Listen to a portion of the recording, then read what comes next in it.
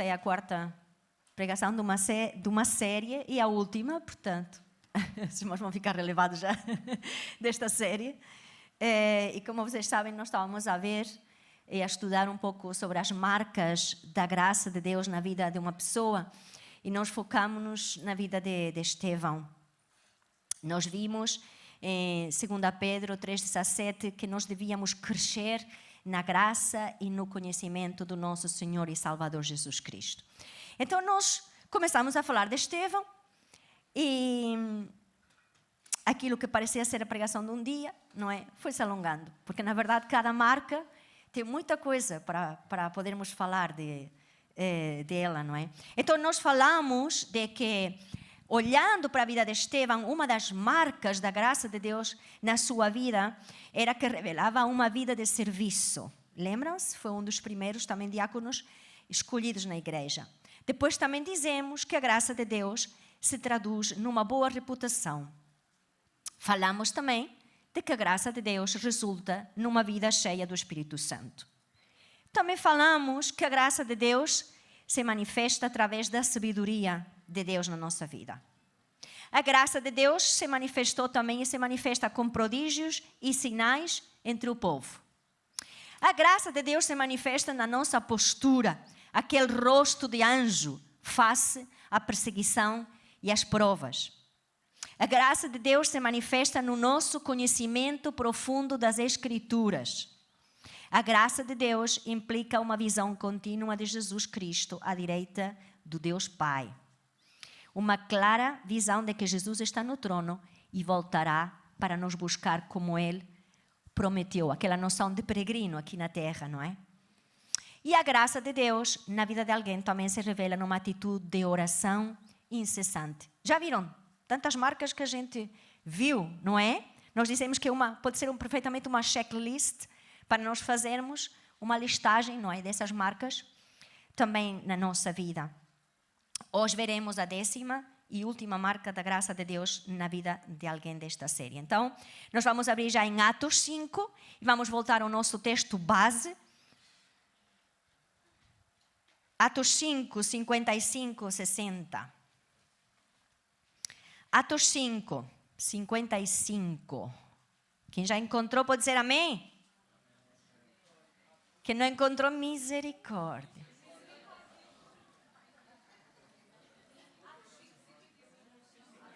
Desculpem, aqui a Ana me está a dar um sinal de lá, mas eu estou aqui, Atos, só um bocadinho.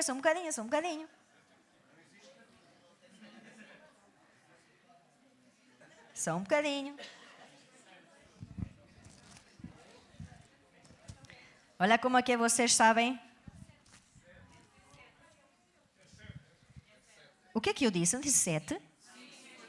Eu não acredito, eu tenho aqui escrito 7. Atos 7, 55, 60. Na minha terra diz, quem tem boca se equivoca. Pronto. Peço desculpa. Mas nós estávamos distraídos. Bora lá então. Diz assim a palavra de Deus. Mas ele, estando cheio do Espírito Santo, fixando os olhos no céu, viu a glória de Deus e Jesus que estava sentado à direita de Deus. E disse, eis que vejo os céus abertos e o Filho do Homem que está em pé, à mão direita de Deus. Mas eles gritaram com grande voz, taparam os seus ouvidos e arremeteram unânimes contra ele e, expulsando-o da cidade, o apedrejavam. E as testemunhas depuseram as suas capas, as suas roupas, não é, aos pés de um jovem chamado Saulo. E apedrejaram a Estevão, que em invocação dizia, Senhor Jesus, recebe o meu espírito. E pondo-se de joelhos, clamou com grande voz, Senhor, não lhes imputes este pecado. E tendo dito isto, adormeceu. E também Saulo consentia na morte de ele. Nós vemos aqui uma postura em Estevão tremenda, irmãos. Nós vemos alguém cheio da graça de Deus que perdoa até ao fim, revelando o coração cheio de graça para dar de graça da mesma maneira aquilo que ele recebeu. Da mesma forma que Jesus Cristo também.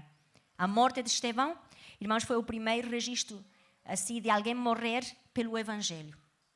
Ele foi acusado, como já vimos no início do texto, do estudo, por blasfemar, ou seja, por dizer algo ofensivo sobre o templo e sobre a lei. E nós vemos como Estevão, ao longo daquele discurso fantástico, não é? Que revela um conhecimento profundo das Escrituras, ele vai explicar que as suas informações, aquilo que ele pregava, não era nada uma blasfémia, mas sim a verdadeira explicação das Escrituras, aquilo que o Antigo Testamento tinha revelado por figuras, agora ele estava a explicar. Então, as afirmações que fizeram contra ele, aquilo que disseram contra Estevão, era falso. E Deus sabia disso. Ele estava claramente sendo alvo de uma injustiça. Concordamos? Ele estava a ser acusado injustamente. Mas apesar disso, ele escolheu perdoar. E pediu a Deus para não levar em conta aquilo que eles estavam a fazer. Com a mesma atitude, quase com as mesmas palavras que Jesus tinha pronunciado na cruz. Lembram-se, irmãos? Pai, perdoa-lhes porque não sabem o que fazem. Então, ele estava a outorgar perdão àqueles que estavam a matá-lo. Não é? Pode ser que nunca tenhas vivido, claro, esta situação de te estarem matando ou apedrejando fisicamente, mas de certeza que tu já viveste, e nós também, todos nós vivemos situações em que alguém tentou matar algo em ti, ofender-te de alguma forma.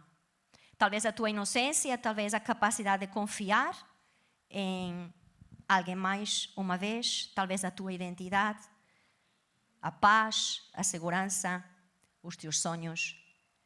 É difícil, mas não é impossível perdoar até o fim. E nós temos mandamento do Senhor de assim o fazer.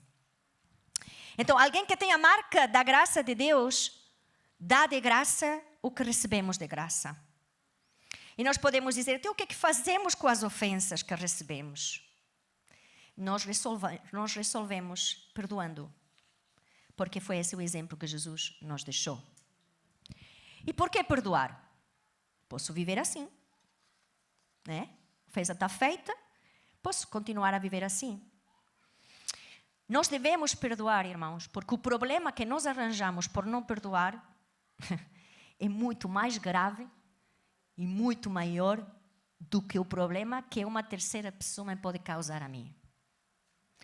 Como assim? Jesus disse em Marcos 11, 25, algo muito claro, que diz: quando estiverdes orando, se tiverdes algum ressentimento contra alguma pessoa, perdoai-a, para que igualmente o vosso Pai Celestial vos perdoe as vossas ofensas. Entretanto, se não perdoardes, o vosso Pai que está nos céus também não vos perdoará os vossos pecados. Eu acho que está claríssimo, não é? Aqui não há volta a dar. Claramente Jesus disse, se nós não perdoarmos, o nosso Pai não nos perdoa a nós. Portanto, isso representa um grave problema para a gente. E nós pensamos que às vezes a questão do perdão é algo que tem a ver comigo, com uma terceira pessoa que me ofendeu. Quando a questão do perdão tem muito a ver, tem tudo a ver com o meu relacionamento com Deus. Porque no momento em que eu não perdoo uma terceira pessoa, eu estou a sabotar mesmo o meu relacionamento com Deus. Entendem? E as Escrituras é muito claro nisto. Jesus deixou isto muito claro. E para, digamos assim, submergir-nos um pouquinho mais nesta questão, eu queria ver uma parábola super conhecida, penso eu, chamada a parábola do credor incompassivo, que se encontra em Mateus 18. Então, nós vamos saltar de Atos para Mateus. E esta foi uma parábola que Jesus contou. Sabem que quando algumas questões eram postas a Jesus, às vezes para tentá-lo, outras vezes simplesmente por uma curiosidade, por um interesse de aprender, muitas vezes Jesus usava a parábola, não é? Que era uma ilustração. E esta parábola é tremenda. Mateus 18, 21. Neste caso foi Pedro. Pedro, aproximando-se de Jesus, disse: Senhor, até quantas vezes pecará meu irmão contra mim e eu lhe vou perdoar? Até 7? E Jesus lhe disse, não te digo que até 7, mas até 70 vezes 7. Por isso, o reino dos céus pode comparar-se, e agora vem a ilustração, a um certo rei que quis fazer contas com os seus servos. E começando a fazer as contas, foi-lhe apresentado um que lhe devia 10.000 talentos. E não tendo ele com que pagar, o seu senhor mandou que ele, a sua mulher e os seus filhos fossem vendidos, com tudo quanto tinha, para que a dívida lhe fosse paga. Então aquele servo, prostrando-se, o reverenciava, dizendo, Senhor, seja generoso para comigo e tudo te pagarei. Então o senhor daquele servo, movido de íntima compaixão, soltou e perdoou-lhe a dívida. Saindo, porém, aquele servo encontrou um dos seus conservos, servia com ele, que lhe devia 100 dinheiros. E lançando mão dele, sufocava-o, dizendo, paga-me o que me deves. Então o seu companheiro, prostrando-se aos seus pés, rogava-lhe, dizendo, seja generoso para comigo e tudo te pagarei. E ele, porém, não quis. Antes, foi encerrá-lo na prisão, até que pagasse a dívida. Vendo, pois, os seus conservos o que acontecia, contristaram-se muito e foram declarar ao seu senhor tudo o que se passara. Então o seu senhor, chamando à sua presença, disse-lhe, servo malvado, perdoei-te toda aquela dívida porque me suplicaste. Não devias tu, igualmente, ter compaixão do teu companheiro, como eu também tive misericórdia de ti? E, indignado, o seu senhor o entregou aos atormentadores, até que pagasse tudo o que lhe devia. Assim vos fará também meu Pai Celestial, se do coração não perdoardes cada um ao seu irmão as suas ofensas. Uau! Não é? Muito revelador. Os irmãos já entenderam. Havia um senhor que veio pedir contas aos seus servos. E havia um que lhe devia muitíssimo dinheiro. Não vamos parar muito aqui nisso, mas, irmãos, era uma cifra astronômica. Era impossível de pagar numa vida sequer. E este homem ia ser vendido, junto com a sua esposa e os seus filhos, porque era um método de se pagarem, não é? De se cobrarem. E este homem rogou ao seu senhor e disse, por favor, eu te vou pagar. Nunca na vida, né? Mas eu vou, alguma coisa te vou pagar. E este senhor teve misericórdia dele e disse, olha, vai-te embora. Nem sequer lhe pediu nada. Vai-te embora, estás perdoado. Essa pessoa que foi perdoada sai da presença do seu senhor e encontra um conservo, ou seja, alguém que serve com ele, que lhe devia pouco dinheiro, uma ninharia, nada em comparação com aquilo que ele tinha sido perdoado a ele. E aí ele lança-se ao pescoço e ele diz, paga-me o que me deves. Não é? E o outro lhe diz a mesma coisa que ele tinha dito ao seu senhor. Perdoa-me, eu te vou pagar. Não, tu vais para a prisão. Claro que todos os colegas de trabalho, os conservos, foram para o senhor, para o topo, não é? Para o chefe, para o patrão, que neste caso nós vemos que representa a Deus Pai, não é? Nesta parábola. E lhe contaram o que tinha acontecido. Como é possível? Você lhe perdoou tanta coisa a ele e ele não perdoou algo tão pequenino a um conservo.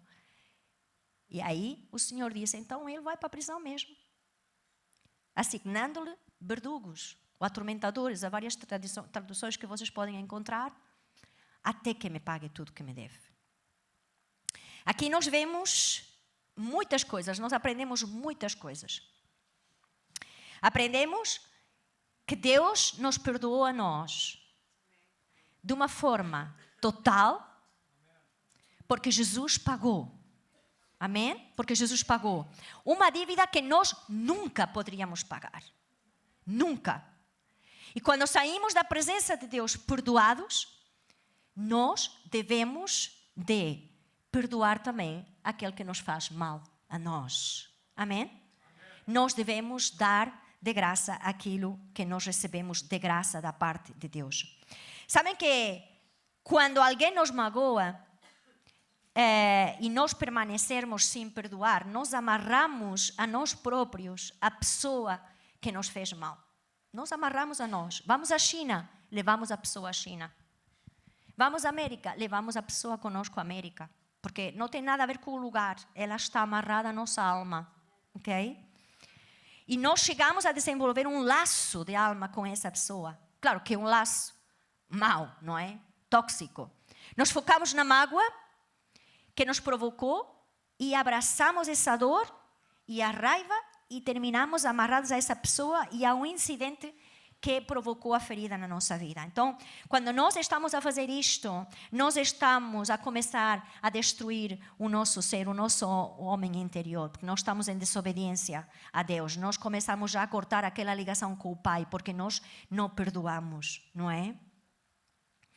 Hebreus 12 também nos fala de raízes, neste caso de amargura, que podem entrar na nossa vida e se podem converter em numa árvore.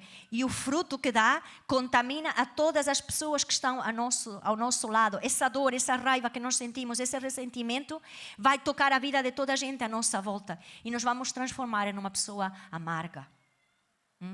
Por isso é tão importante nós tratarmos a ofensa como deve ser, como a palavra nos fala. Atitudes que mostram que existe uma raiz de amargura em alguém. Olha, os seguintes sintomas nós podemos ver. A pessoa carrega e alimenta rancor. Volta e meia na sua conversa, sai o tema. Não é? Diz a palavra de Deus que da abundância do coração fala a boca. Quando nós estamos ao pé daquela pessoa, pode começar a falar do tempo. Mas no fim da conversa, vai dar sempre ao mesmo. Porque está ali alimentando rancor, carrega rancor.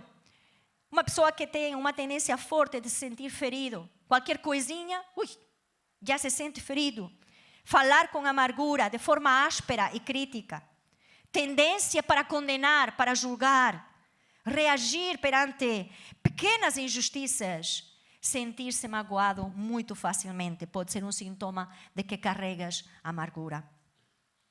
E sabem, algo que também é muito mau, quando nós temos amargura no nosso coração, nós levantamos como muros de isolamento ao nosso redor para evitar ser feridos de novo. Mantemos a nossa ferida escondidinha, longe de qualquer agente de amor que possa vir cá curar, tratar essa ferida. Não nos mostramos, nós escondemos, nós viramos pessoas temerosas e desconfiadas e nos fechamos numa prisão construída por nós próprios. Isso é o que faz a falta de perdão. A amargura também vai terminar por destruir os nossos novos relacionamentos, pois estamos sempre à espera de que nos firam de novo. Então, é melhor não dar muita confiança, é melhor não criar muitas amizades, que para não ser ferido de novo. Nada mais longe do que o ir de Jesus. Nada mais longe do que dar a vida pelos nossos amigos e até amar os nossos inimigos, que é o mandamento de Jesus. Isolar-nos é a pior coisa que pode acontecer a um crente. Porque nós somos feitos, nascemos de novo, para socializar e para passar a mensagem do Evangelho. Quando Satanás nos agarra nesta armadilha da falta de perdão, já venceu um crente. Já venceu um crente. Por isso, cuidado, irmãos. Vamos estar atentos para que essa marca da graça de Deus esteja sempre, continuamente na nossa vida.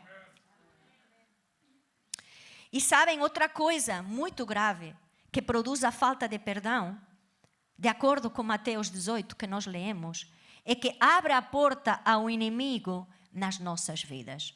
Nós vemos como nesta parábola é dito que o facto de não perdoar, o facto de estar em desobediência, o facto de não fazer aquilo que Deus nos ordenou fazer, conscientemente ainda por cima, pode levar a uma opressão do inimigo. Pode permitir que o inimigo brinque conosco. E muita gente está doente, muita gente está em depressão, muita gente tem ataques de pânico, muita gente tem dores de estômago, muita gente vive com problemas e também espirituais porque não perdoou, porque deixou que a amargura ficasse ali no seu coração. E ao longo de muitos anos, também aconselhando, eu tenho encontrado algumas ideias que as pessoas não entendem o que o perdão é. Muitas pessoas não perdoam porque não entenderam o que é exatamente o perdão. E a primeira coisa importante a reter é que a falta de perdão é um problema meu com Deus, não é um problema meu com a terceira pessoa. Porque se eu não perdoo, eu crio um problema entre Deus e eu. E hoje, ainda de manhã, estava a pensar nisto. Se uma pessoa me ofendeu e me roubou algo, me tirou algo da minha vida, arrancou um pedaço da minha vida, arrancou um pedaço do meu coração, será que eu vou permitir que me tire também o meu relacionamento com Deus? Era o que faltava. Não deixes que essa ferida, que essa ofensa, te tire o mais importante da tua vida, que é o teu relacionamento com Deus. Não permitas que uma ofensa não perdoada te roube o teu relacionamento com Deus. Não deixes que isso aconteça, porque nós vimos, Jesus disse claramente, se nós não perdoarmos, o Pai não nos perdoa a nós. É que não há não há outra solução. Então, isso é importante a reter, irmãos, nesta manhã. Outra coisa que te quero dizer é que perdoar não é um sentimento. Eu não devo esperar sentir para perdoar. Porque senão vamos ficar sentados numa cadeira pela eternidade. Porque muitas vezes não vamos sentir perdoar. Não é? Então, por isso é que Deus dá um mandamento. Então, não é um sentimento, é um mandamento. Porque Ele sabe que não é do que nós sintamos. Tem a ver com um ato de vontade. Tem a ver com uma decisão. Ok? Então, não esperes sentir. Quando eu estiver preparado, quando eu esquecer mais um bocadinho, eu vou perdoar. Não é nada disso. Nós temos que resolver uma ofensa logo, imediatamente, o mais rápido possível, porque dependente disso está o nosso relacionamento com Deus. Então, o perdão é um processo que inicia com uma decisão da nossa vontade. Obedecer ao mandamento de Jesus, independentemente de sentirmos-nos com vontade ou não. Ok? Por isso eu costumo dizer que o perdão tem data e hora. Por quê? É uma decisão. Quando eu tomo a decisão, isso tem data e hora, não é? Eu não vou perdoando, mas eu perdoo. E a partir daí vem um processo de cura. Percebem? É uma coisa diferente. E eu perdoo, é um ato de vontade, e a partir daí vem um processo de cura da nossa mágoa. Porque sim, há mágoas que vão durar tempo em curar. Mas não significa que não tenhamos perdoado. Mas vamos ver isso mais à frente. Recebemos o perdão de Deus para os nossos pecados através da fé. Isto é transpor a parábola, não é? E por isso devemos estendê-los aos outros da mesma maneira. É um ato de vontade em que deixamos o passado para trás. Ok? Aquilo é passado. Aconteceu. Nós não podemos continuar a viver nesse passado. O sentimento de liberdade, o sentir, chega depois da decisão. Muitos aqui já terem experimentado isso. O sentimento de liberdade daquela ofensa chega depois de ter tomado a decisão. O problema é que muita gente quer sentir primeiro, para depois perdoar. Mas não. Nós primeiro tomamos a decisão e depois vêm os sentimentos e a cura.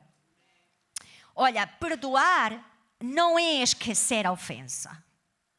É porque há pessoas que dizem, eu não devo ter perdoado, porque ainda me lembro quando esta pessoa me fez isso. É normal que te lembres, irmãos, tens um banco de memória. Isso vai ficar ali. Pode acontecer que Deus, com o passar do tempo, aquilo já começa a se esbater e te lembres muito bem da situação. Pode acontecer isso. Mas nós temos memória. Isso seria antinatural aquilo sair da nossa memória, apesar que há experiências que dizem que quando uma dor é muito profunda, o nosso cérebro pode fazer um desligar e não se lembrar do que aconteceu. Pode ser traumático, pode acontecer, não estou a dizer isso, mas não nos acontece a todos. Esses são casos muito pontuais, ok? Mas perdoar não é esquecer. Perdoar é lembrar da ofensa, mas debaixo da perspectiva de Deus. Isso é outra coisa, diferente. Perdoar é lembrar da ofensa, mas não levar em conta. Isso é diferente, mas isso vai estar na tua memória. a ofensa vai permanecer na tua memória. O que o Espírito Santo vem fazer é curar o que tu sentiste nessa altura. É curar, é colocar um bálsamo na ferida daquilo que te fizeram, não é? E que tu sentiste nessa altura. Mas a lembrança estará lá e ficará como uma cicatriz, não é? Porque foi uma ferida, foi uma ofensa à tua vida. Então, não é esquecer, ok? Perdoar não é esquecer. Quando nós encontramos na Bíblia que Deus esquece dos nossos pecados, tem a ver com que Ele não leva em conta. Mas isso está na sua memória, Deus sabe tudo. Nós temos que saber interpretar o que significava essa palavra. Outra coisa muito importante é que perdoar não é tirar a importância do mal que te fizeram. Porque alguém que pensa, há pessoas que pensam, se eu perdoo, eu estou a dizer que o que me fizeram não é grave. Eu estou a dizer que aquilo que me fizeram não tem importância, eu estou a minimizar a minha dor. Mas não se trata disso. Perdoar não é desprezar a ofensa. Perdoar não é desprezar a tua dor. Perdoar não é dizer que o que te fizeram não está mal. Perdoar é olhar de frente para a ofensa e dizer que o que te fizeram esteve mal. Deus vai validar isso se realmente esteve. E Deus vai se compadecer de ti. Porque Deus vê o teu coração, Deus vê a tua dor. Jesus, Ele sofreu todo tipo de dor. Física e emocional. E Ele sabe perfeitamente, Ele é o sumo sacerdote. Temos um sumo sacerdote que pode se compadecer de nós. Ele sabe, Ele sente a nossa dor. E não significa que não dá importância à tua dor. Muito pelo contrário, Ele dá muita importância à dor que tu sentiste quando foste ferido. Dá sim. E vai tratar com o maior cuidado e vai sarar com a maior rapidez possível essa ferida no teu coração. Mas não é não dar importância. Deus nos diz nesta manhã, eu dou importância às tuas feridas. Eu dou importância às tuas ofensas. Porque eu sei a dimensão que isso te causou de dor na tua vida. Eu conheço perfeitamente. Às vezes nós queremos expressar a dor que nós sentimos por uma ofensa, irmãos. E podemos contar a alguém muito de perto e que nos conhece muito bem. Mas só Deus conhece a dor. Só Deus. Então, só o Espírito Santo, que é o nosso Consolador, pode consolar a dor dessa ofensa. Perdoar não é desistir do profundo desejo de que os nossos sentimentos sejam reconhecidos e compreendidos. Sabem, às vezes eu tenho encontrado pessoas que dizem, é que se eu perdoo, eu não quero perdoar essa pessoa, porque eu quero que essa pessoa sinta a dor que me fez passar. Isso é uma forma subtil de vingança e não tem lógica nenhuma, porque às vezes a pessoa nem está nem aí para a tua dor. O tu não perdoares a pessoa não vai fazer nada para ela. Isso é uma ilusão ótica. Não vai acontecer. A tua falta de perdão não vai causar dor na outra pessoa. Não vai trazer vingança sobre a vida dessa pessoa. Há pessoas que dizem, então se eu perdoo e eu abro mão e a pessoa fica impune, a pessoa não tem nenhuma consequência daquilo que fez. É assim, é isso, perdão, então não quero. Então não quero. E quando nós estamos a falar disto, irmãos, estamos a falar de uma coisa muito, muito interessante. Nós estamos a falar do conceito de vingança. Certo? Estamos a falar do conceito de vingança.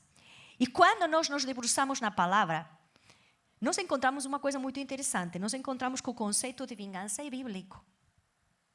O que é isso? É bíblico. O desejo de exigir justiça por uma ofensa é natural e é bíblico. Ok? O que significa isto? O perdão autêntico sempre exige o pagamento de uma ofensa. Deus nos perdoou a nós, para nós foi de graça, mas alguém pagou um preço. Certo?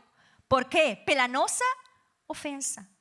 Porque Deus é amor, mas Deus é justo. Então não faz sentido um Deus justo não trazer efetivamente o que a pessoa merece. Deixaria de ser justo. Então Deus foi amor e justo ao mesmo tempo. E Ele próprio pagou pelo nosso pecado. Mas houve um pagamento. Houve uma, entre aspas, vingança. Houve uma ira de Deus cair sobre alguém, que neste caso foi Jesus Cristo na cruz do Calvário. Concordam comigo, irmãos? Houve um pagamento. Houve um pagamento. Para Deus, isso tem a ver com a justiça, também com a sua justiça. Hebreus 9, 22 diz: sem derramamento de sangue, não há perdão. Jesus enfatizou na última ceia a necessidade de pagar pelas ofensas. Diz: este é o meu sangue da aliança que é derramado, não é? O pagamento, para muitos, para perdão dos pecados. E reparem neste texto muito interessante em Apocalipse, mencionando os mártires agora no céu, que clamam por vingança. Abram aí em Apocalipse 6, 9 e 11. Vingança é pagamento justo por uma ofensa. Está bem? Apocalipse 6, 9 e 11 diz: quando o Cordeiro... Ainda estão a chegar ao Apocalipse, que é o último livro. Quando o Cordeiro quebrou o quinto selo, vi debaixo do altar as almas daqueles que sofreram o martírio por causa da palavra de Deus e por permanecerem fiéis em seu testemunho. E eles clamaram em alta voz: até quando, soberano Senhor, santo e verdadeiro, continuarás sem julgar os habitantes da terra e sem vingar a nossa morte? Então, cada um deles recebeu roupas brancas e foi-lhes dito que esperassem um pouco mais, até que se completasse o número dos seus conservos e irmãos que se haveriam de sofrer o martírio como eles. Já viram? Portanto, Deus, no seu momento, vai trazer justiça. Deus vai trazer justiça. Lembrem-se uma coisa. Os mártires, nesse momento, não foram repreendidos pelo desejo que tinham de ver a justiça feita. Foram repreendidos? Não, calem-se. Isso não é justo. Não, não foram repreendidos. Se lhes deu roupas brancas e se lhes disse: esperem, no momento certo vai acontecer. O apóstolo Paulo conhecia também esse conceito. E em 2 Timóteo diz: Alexandre, o ferreiro, me fez muito mal. O Senhor lhe dará o que ele merece. Deus não contesta que os ofensores merecem punição, irmãos. De fato, foi o próprio Deus que, antes de tudo, colocou no homem um sentido e uma necessidade de justiça. Agora, fazer justiça é algo situado exclusivamente dentro do círculo de competência e responsabilidade de Deus. Romanos 12, 19 diz: não se vinguem, meus irmãos, mas deixem o castigo nas mãos de Deus, pois está escrito: a vingança é minha, eu pagarei, diz o Senhor. Então, perdoar não significa que não vai ser feita justiça perante a vida dessa pessoa. Não. É abrir mão e dizer: eu não vou fazer a justiça retendo o perdão, eu vou abrir mão. Eu vou largar essa pessoa e eu vou entregar essa pessoa a Deus para que Deus faça a justiça. Porque Ele é o juiz justo. Amém? É Ele o juiz justo. Outra coisa que é importante é que o perdoar não implica uma reconciliação total com a pessoa que nos magoou. A pessoa que diz: não quero perdoar, eu nem pensar, vou confiar outra vez nessa pessoa. Nem pensar, eu não consigo me relacionar com essa pessoa me fez tanto mal. E cada vez que eu me chego, essa pessoa faz-me mal. Então eu não quero perdoar, porque isso vai implicar que eu me vou ter que relacionar intimamente com essa pessoa. Não, isso não é verdade. O perdão não implica necessariamente a reconciliação total. Claro que se é possível, vamos lá, sim, reconciliar-nos, com certeza. Mas se não é possível, por uma série de circunstâncias, porque a palavra de Deus também nos diz que nós devemos estar em paz com os outros, enquanto dependa de quem? De nós. Mas por vezes há circunstâncias e pessoas que nos ultrapassam, que nós sabemos que esse relacionamento, se nós voltamos a estabelecer um relacionamento com essas pessoas, nos vão voltar a ferir. Então é melhor nós sentarmos um limite, ok? Deus nos dá essa possibilidade também. Nós vemos agora o exemplo de Estevão.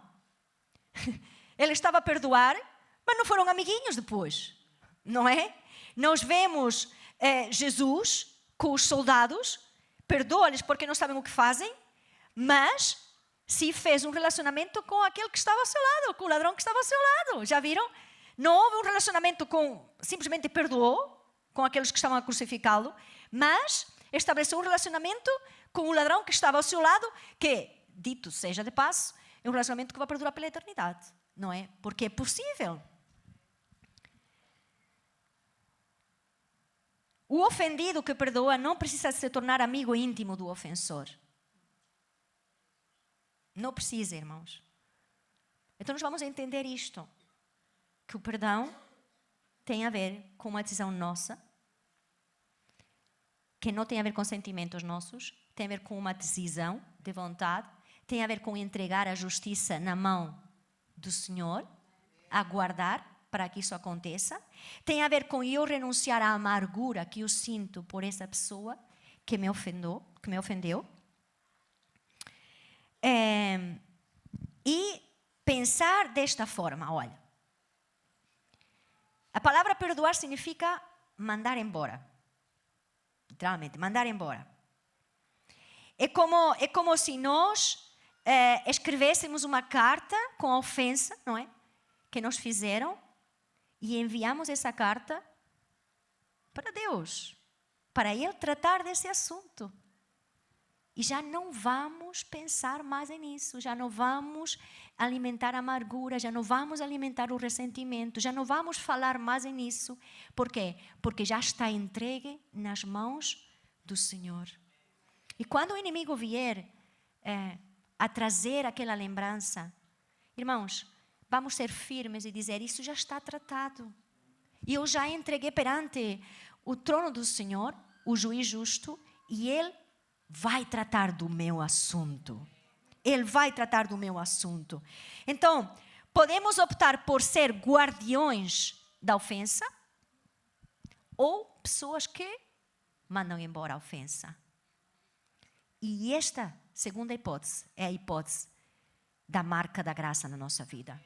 É deixar ir a ofensa.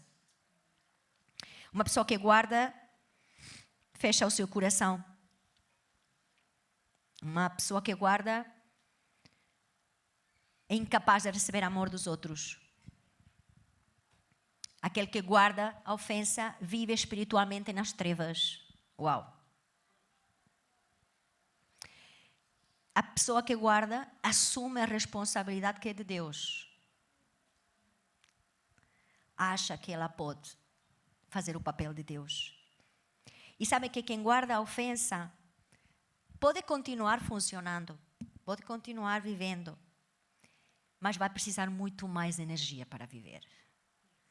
Muito mais energia para viver, porque a própria ofensa, arder dentro dessa pessoa, vai queimar muita energia. E vai trazer muito mal a essa pessoa. Vai roubar forças, vai roubar motivação, vai roubar esperança, vai roubar sonhos, vai roubar tanta coisa que Deus nos tem dado. Então, eu não me vou alongar mais, mas queria terminar com uma passagem muito conhecida de Gênesis, que tem a ver com José. Foi alguém que foi um exemplo de perdão tremendo. Como vocês sabem, José foi mesmo traído pelos seus próprios irmãos, vendido. E ele foi parar como escravo, não é? Ao Egito.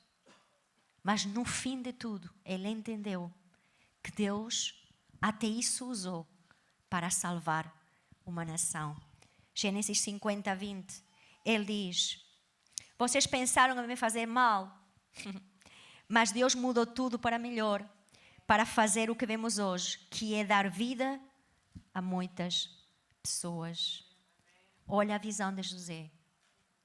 Irmãos, lembre-se de uma coisa, cada ferida que tu recebeste na tua vida, cada ofensa, uma vez perdoada e curada, pode ser uma ferramenta para ajudar a outros que estão a passar pelo mesmo sítio, pela mesma forma, pela mesma coisa. E é isso que Deus quer fazer conosco. Deus nos quer curar para usar até às vezes as coisas mais escuras da nossa vida como uma ferramenta de cura para outros. E isso é uma marca da graça. É uma marca da graça. E às vezes podes ter muitas marcas, cicatrizes de ofensas, de feridas, mas são já cicatrizes. Já não te causam dor. Mas é preciso, antes de mais nada, perdoar. Decidir perdoar. Podes estar a perguntar, por vezes, de onde é que está essa opressão que tu sentes, o pânico, a depressão, a tristeza, o medo. Olha, revisa se há alguma ofensa na tua vida que não foi perdoada, porque pode ser a origem daquilo que estás a passar.